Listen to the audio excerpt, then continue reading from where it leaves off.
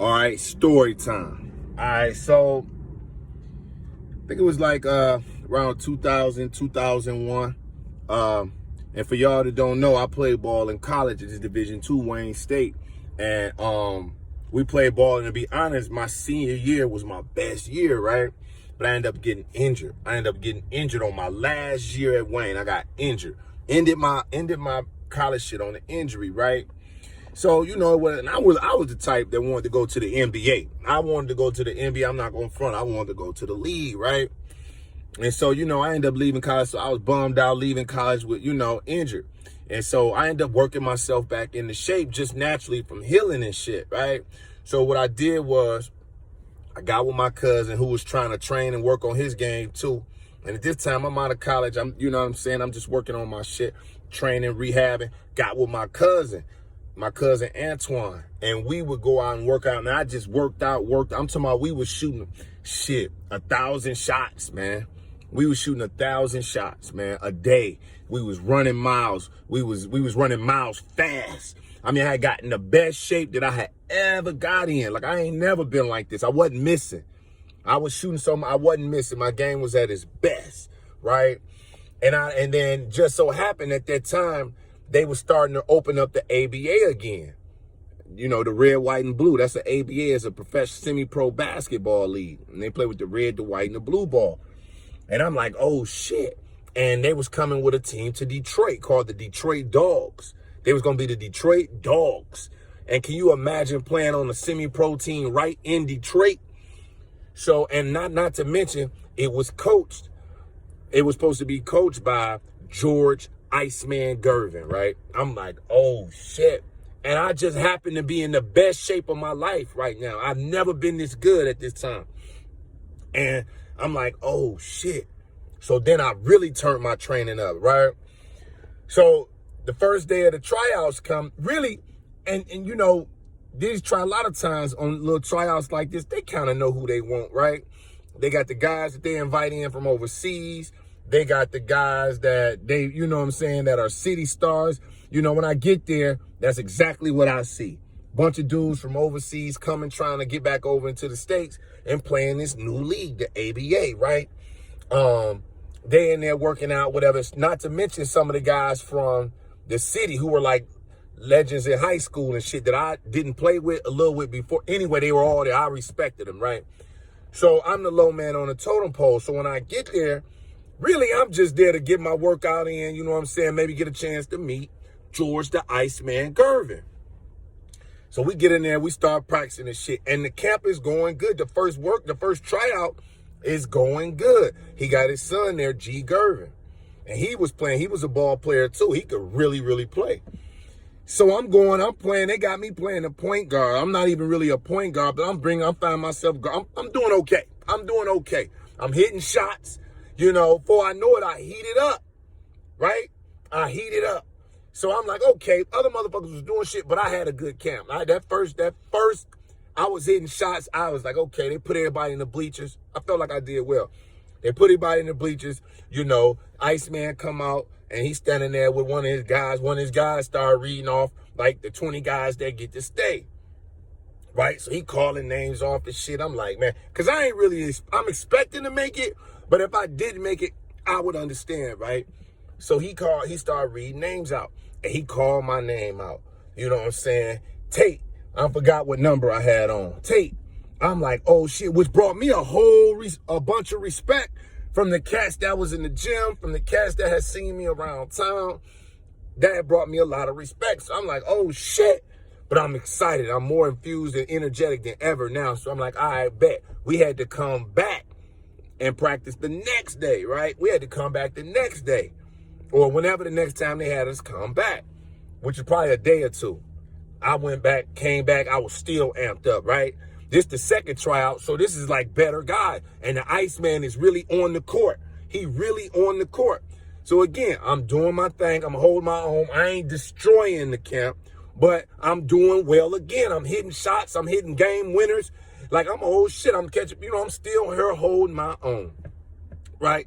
But these are the creme de la creme. So I'm like, oh shit, I know, you know what I'm saying, that this probably be the end of it, but I done proved my point. right? So I'm like, yeah, you know what I'm saying?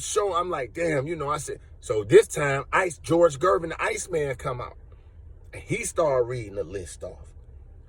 And he called my name. Tate, come on out. Now it's only like 10 guys, right? It's only like 10 guys that made that tryout. I was one of the guys. You could not tell me shit. And we had to go back the next weekend to go and work out.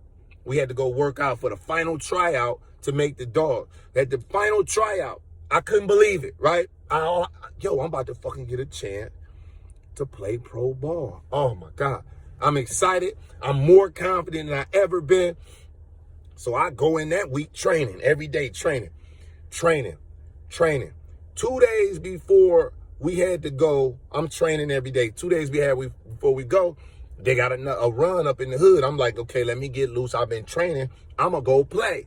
So I go up there and play. I'm at the boys' home over there on Woodrow Wilson. It's in Detroit on Byron and Webb or something like right over there, right? And I go over there. They got this little league. I'm killing because I'm just doing very well in this league. This ain't shit. Man, I come down on their ass one time, come down with the step through, planet, and my motherfucking knee, like the cartilage of my knee tore. And I was like, oh shit, fell down, right? My motherfucking knee is like, oh shit. Now this has happened before. I told y'all I was injured in college. This shit had happened before, right? So I already know what it is. And I'm like, oh, not now, right? I'm hoping it's just a sprain. Told my motherfucking meniscus. In this fucking league, out here in the hood, in this hood league, I done tore my meniscus on a step through. Planet like that. My knee wasn't going for that shit. Fuck me up. I tried to ice it. And I think the girl that I was with at the time, she was just like frustrated because she knew how much I wanted to, you know what I mean? Make it at the level of pro at any level at this point, right? So I'm like, oh, right? So I'm like, fuck, I'm hurt. But I'm like, shit, I got to tell the Iceman, George Gervin, that I'm injured. And he clearly brought me through because I was the low man on the pole and I was handling my business. He continued to give me a shot, right? And I felt like he had believed in me when he brought me out that second tryout. So the hardest part was, beside my knee being swelled up, beside me being on motherfucking crutches, beside me having to I got to go tell the Iceman, George Gervin, that I'm injured, right? Fuck! After he done believed in me. So lo and behold, the day of the trial, because I ain't called nobody. I'm just hoping a miracle happened. Lo and behold, the day of the motherfucking tryout, the final fucking cut, which I'm there. So my name is good with anybody in there. I walk in there, the gym sweaty. They got motherfuckers in there that I ain't seen. So they done brought all the top motherfuckers in there now, right? Man, I see that. And who do I see? I'm looking around. I'm looking for George Gervin, but I really ain't looking for the Iceman because I don't want to have to tell him. I just want to sit down, watch, and just hope. And I cried. First of all, I cried all the way there, right? So I get there. I'm sitting in the gym sweating. It's so much going on. And what do I hear? Lefty. What's up, Lefty? You my shooter. He walked over to me. He looked at my knee. He said, what happened?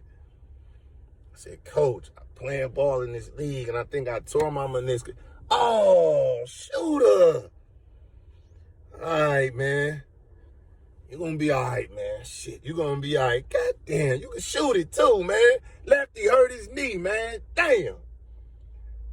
All right, man. Come on, man. Just hang out. You'll be all right, man. You'll be all right, big fella. You'll be all right, big fella.